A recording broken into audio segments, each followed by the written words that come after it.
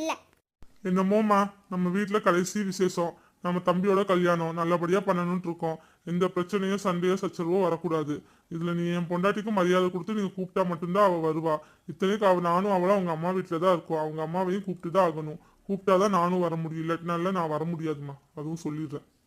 ராஜி சொன்ன மாதிரி உன் பொண்டாட்டி என்ன பண்ணுறது, இந்த வீட்டுக்கு மருமகளாக ஆகி தொலைஞ்சிட்டாலே, அதுவும் மூத்த மருமகங்கிறனால அவளை கூப்பிட்றது என் தலையெழுத்து. நான் அவளை கூப்பிட்றேன்.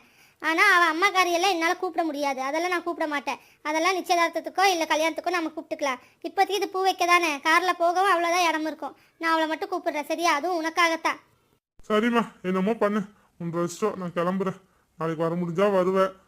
என் பொண்டாட்டியை கூப்பிடு, அவள் என்ன சொல்கிறான்னு பார்க்கலாம். அதுக்கப்புறம் நான் வரேன். நான் கிளம்புறேன். எப்படி பேசிட்டு போறான் பாரு. அவன் பொண்டாட்டியை கூப்பிட்டாதான் இவனும் வருவானாமா, இல்லாட்டினா அவன் வரமாட்டானாமா. அவள் பெரிய மகாராணி, அவளை நான் போய் கூப்பிட்டுட்டு இருக்கணுமா? ஏன் வீட்டில் விசேஷம் நடக்க போது அவளுக்கு ஒன்றும் தெரியாதா? இல்லை இவன் தான் சொல்லாமல் இருந்திருப்பானா? ஒரு வார்த்தை ஃபோன் பண்ணி